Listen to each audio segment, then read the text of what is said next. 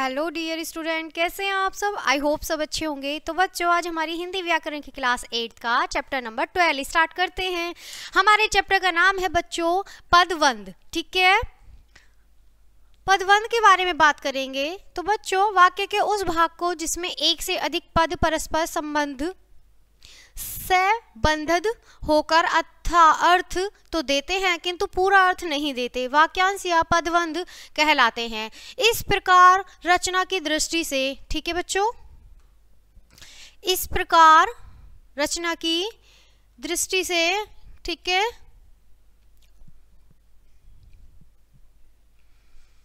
पदबंध में तीन बातें, ठीक है, तीन बातें आवश्यक हैं। एक तो यह है कि इसमें एक से अधिक पद होते हैं। दूसरे, ये पद इस तरह से संबद्ध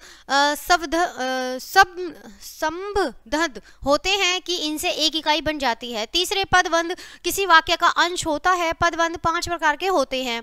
ठीक है, संज्ञा पदबंध, सर्वनाम पदबंध, विशेषण पदबंध, क्रिया पदबंध, अव्यय पदबंध। ठीक है बच्चों, और यहाँ पे देखते हैं हम सबसे पहले संज्ञा पदबंध। ठीक है, जब कोई पद समूह वाक्य में संज्ञा का काम करता है तो उसे संज्ञा पदबंध कहते हैं। जैसे परिश्रम करने वाला छात्र पास हो जाएगा, सस्ता खरीदा हुआ कपड़ा कम चलता है। ठीक है, बंगले के पीछे लगा पेड़ गिर गया। ठीक है, संज्ञा का प्रयोग 8 कारकों में हो सकता है, इसलिए संज्ञा पदबंध भी 8 कारकों में आ सकती है। जैसे सबसे पहले बच्चों हम बात करेंगे कर्ता, कर्म, कारक, संप्रदान, अप्रदान, संबंध, अधिकरण और संबोधन की। ठीक है, सबसे पहले कर्ता। कर्ता का आता है बच्चों हमारा एकाग्र चित्त से अध्ययन करने वाले छात्र, ठीक है, आवश्यक ही शानदार सफलता प्राप्त करते हैं। ठीक है, जो बच्चों एकाग्र होकर अपनी मेहनत करते हैं वही बच्चे क्या होते हैं, सफलता प्राप्त करते हैं। ठीक है, कर्म। कर्म में बच्चों यूरोप से आए प्रतिनिधियों को अशोका होटल में ठहराया गया। देखो, यूरोप से जो प्रतिनिधि आए थे, ठीक है, उन्हें कहाँ, अशोका होटल में ठहराया गया। ठीक है, करण। करण में है 100-200 रुपये में मेरा काम नहीं चल सकता, 100-200 रुपये में मेरा काम नहीं चल सकता। संप्रदान है बच्चों मिल के सभी मजदूरों को 10-10 रुपये दे दिए। ठीक है, आपदान है बच्चों दिल्ली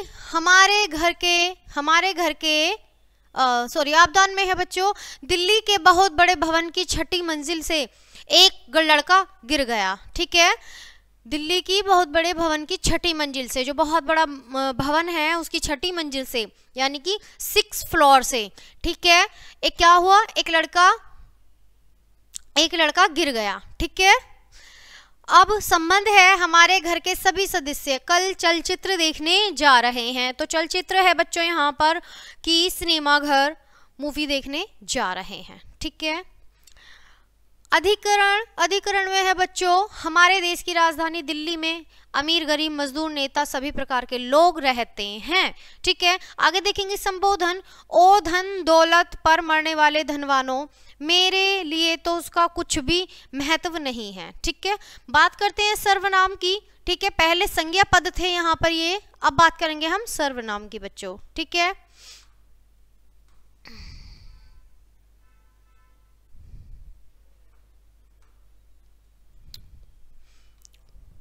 सर्वनाम पदबंध। ठीक है, पदबंध वाक्य में सर्वनाम का कार्य करने वाले पदबंध को सर्वनाम पदबंध कहते हैं। जैसे चोट खाए हुए तुम भला क्या खेलोगे।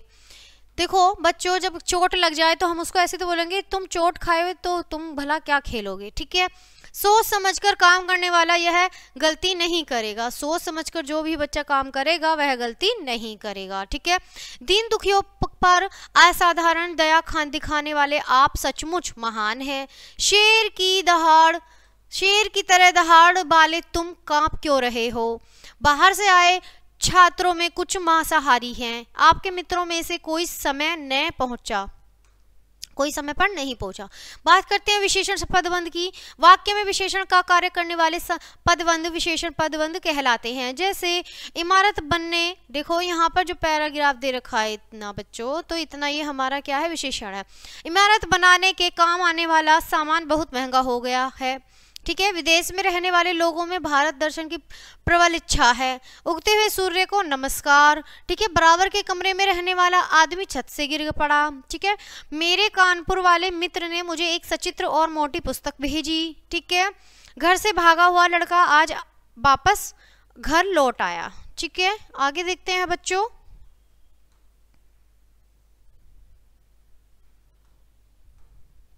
ऊपर दिए गए उदाहरण विशेष्य है। ठीक है बच्चों, ऊपर दिए गए उदाहरण विशेष्य विशेषण पदबंधों के हैं। इसमें विशेषण पदबंध संज्ञा या सर्वनाम पदबंध के घटक रूप में ही आया है, परंतु विशेषण पदबंध स्वतंत्र रूप में भी प्रयुक्त होते हैं। जैसे यह मकान इस गली के सभी मकानों से बड़ा है। बच्चों, जब कोई मकान एक गली में सबसे बड़ा दिखाई देता है तो उसे हम यही तो कहेंगे कि यह मकान इस गली में सबसे बड़ा है। ठीक है, सभी मकानों से बड़ा है। मेरे मित्र बड़े नेक और ईमानदार है। मेरे जो मित्र हैं वो बड़े नेक और ईमानदार हैं बच्चों। ठीक है। अब यहाँ पर बात आ रही है ये पदबंध क्रमश मकान और मित्र संज्ञाओं की विशेषता बताते हुए भी संज्ञा पदबंध के घटक नहीं अपितु स्वतंत्र है। ठीक है, ये लाइन है हमारी बच्चों कि मकान और मित्र जो हैं वो संज्ञा की विशेषता बता रहे हैं, क्योंकि ये संज्ञा में होते हैं। ठीक है, और सभी पदबंध के घटक नहीं अपितु स्वतंत्र है। ये घटक नहीं है अपितु स्वतंत्र है। ठीक है, आगे देखेंगे क्रिया पदबंध। ठीक है, जहां एक से अधिक पद मिलकर क्रिया का कार्य कर रहे हों वहां क्रिया पदबंध होता है। जैसे पंडित जवाहरलाल नेहरू प्रातः उद्यान में घूमने जाया करते थे। ठीक है, वह गाता हुआ जा रहा था। उसने मोहन को पत्र लिख दिया। विद्यार्थी पढ़कर सो गया है। ठीक है, आजकल बच्चे गाना सुनते सुनते पढ़ते हैं।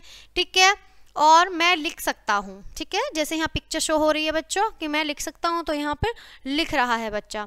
ठीक है, बात करते हैं अव्यय पदबंध की। ठीक है बच्चों, वाक्य में अव्ययों का कार्य करने वाले पदबंध अव्यय के पदबंध कहलाते हैं। जैसे कश्मीर से कन्याकुमारी तक एक भारत एक है। ठीक है बच्चों, कश्मीर से कन्याकुमारी तक भारत जो है हमारा एक है। वह पहले से बहुत धीरे बोला। वह पहले से बहुत धीरे बोला। ठीक है, मूसलाधार बारिश होने से बाढ़ आ गई। जो मूसलाधार बारिश होती है, बहुत ज़्यादा एक तेजी के हिसाब से बारिश होती है, उसमें क्या बाढ़ आ जाती है। आइए एक नज़र अपने चैप्टर पर डाल लेते हैं। अब तक हमने बच्चों क्या सीखा।